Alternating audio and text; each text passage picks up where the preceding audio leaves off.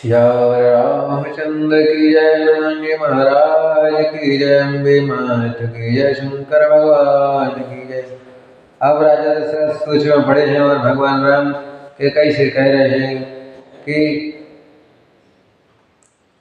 रानी कैकेयी श्री रामचंद्र जी का रूप देखकर हर्षित हो गई और कपटपूर्वक उसने त्याग कर बोली, तुम्हारी शपथ भरत की सौगंध है, मुझे राजा के दुख का कोई दूसरा कारण नहीं दिख रहा है। तात, तुम अपराधी के योग्य नहीं हो, क्योंकि तुमने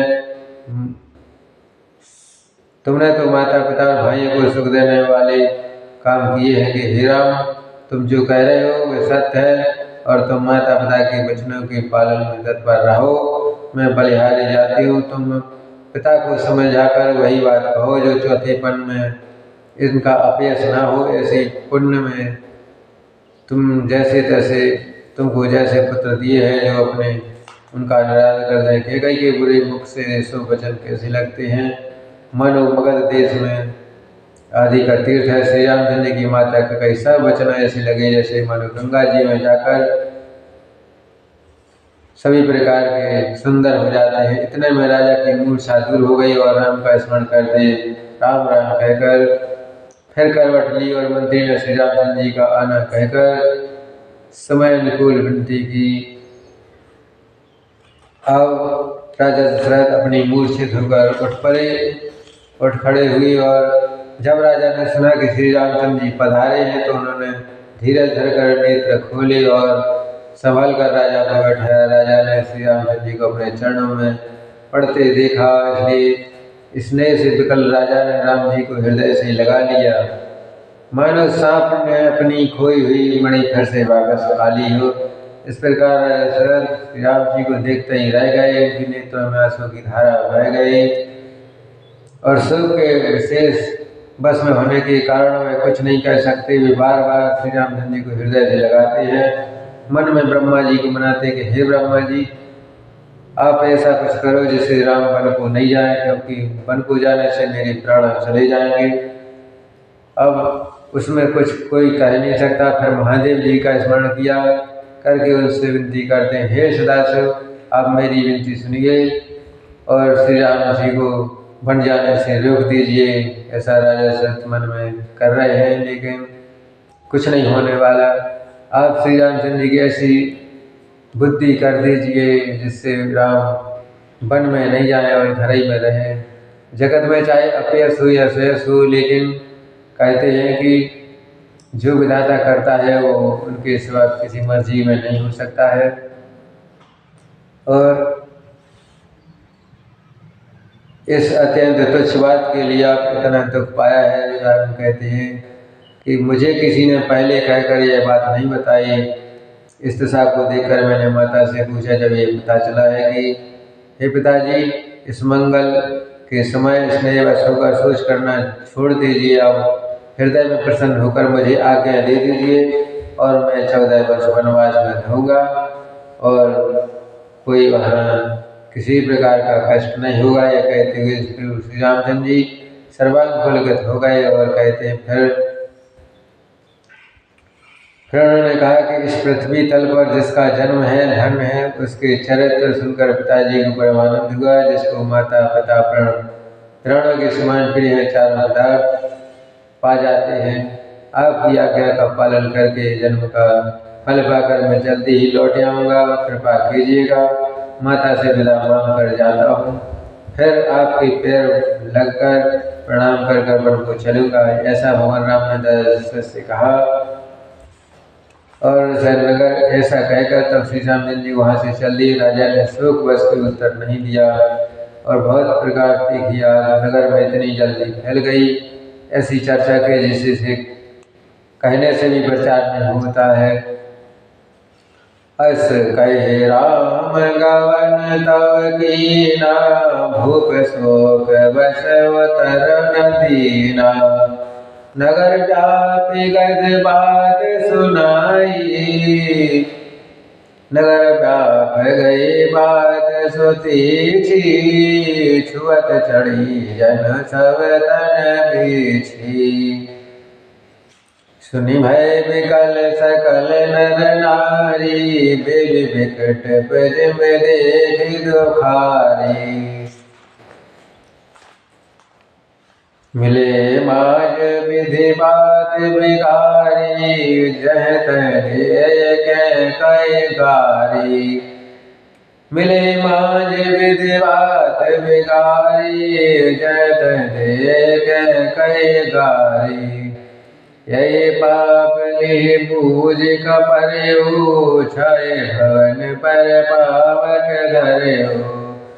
निज कर नयन काण चह दीखा, डर सुधा विष चायत चीखा। कुटिल कठोर को बधे अभागी, भय रघुवंश वेयु बसवासी।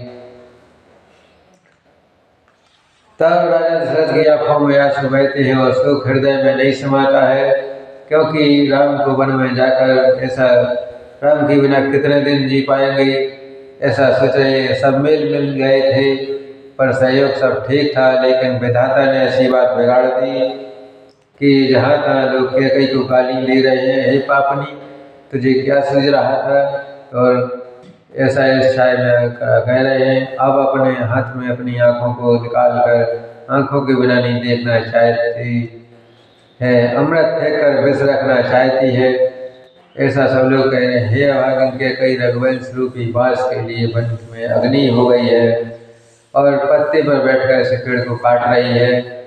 तब श्री रामचंद्र जी ने सीधा प्राणों के समान करी है, और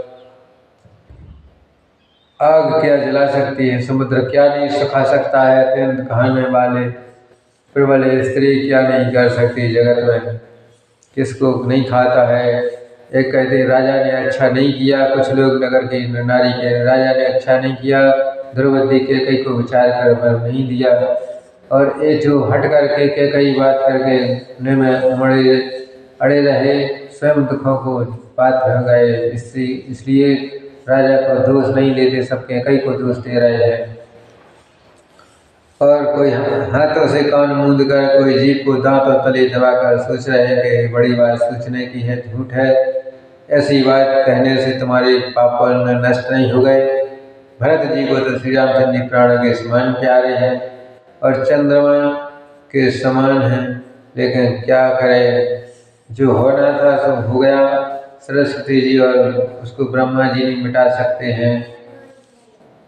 कोई विधाता को देश दे रहा है, फिर जिसने अमृत विष दे दिया, नगर में खलबली मच गई कि राम का तिलक होना था, लेकिन अब वन को जा रहे हैं। ब्राह्मणों की स्त्रियां, कुल की मान्य बूढ़ी बड़ी माताएं कैकई की प्रिय थी, जो अब उनके लिए गालियां दे रही हैं, कह रही भरत नमो हे प्रिय राम समान, सदा कहूँ यह सब जग जाना।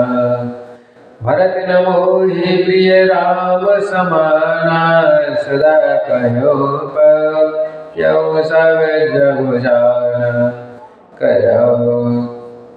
करहु राम पर सहज स्नेहु, कही अपराध आज बन देहु। सभी नगर नारी कह रहे हैं कि किस अपराध के कारण राम को वन दे दिया। कहते हैं कि तुम तो सदा कहती थी कि रामचंद्र जी के समान मुझको भरत भी प्यारे नहीं है, इस बात को सारा जगत जानता है, पर श्री रामचंद्र जी तो तुम स्वाभाविक ही इसलिए करती थी, आज किस अपराध से वन में बन दे रही हो। तुमने सभी सौतीय किया है, सभी लोग कैकई को भरा गए थे, और कौशल्या ने तो तुम्हारा कौन सा बुरा काम किया, जो क्या बिगाड़ के इसके कारण तुम सारे नगर में बचा दिया, ऐसा कह रहे हैं। और सीता जी अपने पति का साथ नहीं छोड़ेंगी, क्योंकि लक्ष्मण श्री रामचंद्र जी के बिना घर नहीं रह सकते। क्या भरत जी श्री राम जी के बिना अयोध्यापुरी में रह सकेंगे, बताओ, ऐसा कह रहे हैं नगर नारी। लेकिन किसी को क्या पता कि राजा श्री रामचंद्र जी के बिना जीवित नहीं रह सकेंगे, और न सीता जी रहेंगी, न लक्ष्मण जी रहेंगे, न भरत ही राज्य गद्दी पर बैठेंगे, और उनके भाई शत्रुघ्न तो क्या, उनके बिना कोई नहीं रह सकता। हृदय में ऐसा विचार कर छोड़ दो, सुख और कलंक की कोठी मत बनो। लेकिन किसी को कुछ नहीं समझा रहे। भरत को अवश्य राजपद दो, लेकिन राम को वन का काम नहीं दो। सब नर नारी कह रहे हैं, लेकिन किसी से कुछ नहीं होने वाला। और राम के मन को तो इतना अच्छा लगा कि मन की तो बात हो गई। श्री रामचंद्र जी राज्य के भूखे नहीं हैं और धर्म की धुरी को धारण करने वाले हैं, इसलिए राम वन के लिए तैयार हो गए। और श्री राम पर सब छोड़कर जो कुछ कहते हैं कुछ नहीं बनता। जो तुम हमारे कहने पर नहीं चलोगी तो तुम्हारे हाथ कुछ भी नहीं लगेगा। तुमने कुछ भी हंसी की सब प्रकार से गड़बड़ है। जिस प्रकार शोक और कलंक मटे हुए उपाय करके कुल की रक्षा कर वन को जाते हुए श्री राम ने हट करके लौटा दो, लेकिन कोई नहीं सुन रहा।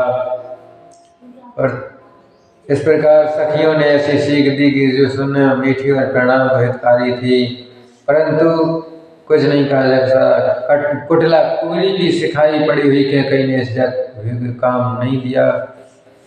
कैकई कोई भी उत्तर नहीं देती और निश्चय दुख क्रोध के मारे ये जो घो रही हैं, ऐसा कहती हैं मानो भूखी बाघ हिरनियों के समान शेर का शिकार करने में लगी है। और पूरे नगर नारी कैकई को दोष दे रहे हैं, इससे किसी कुछ कहा नहीं जा सकता।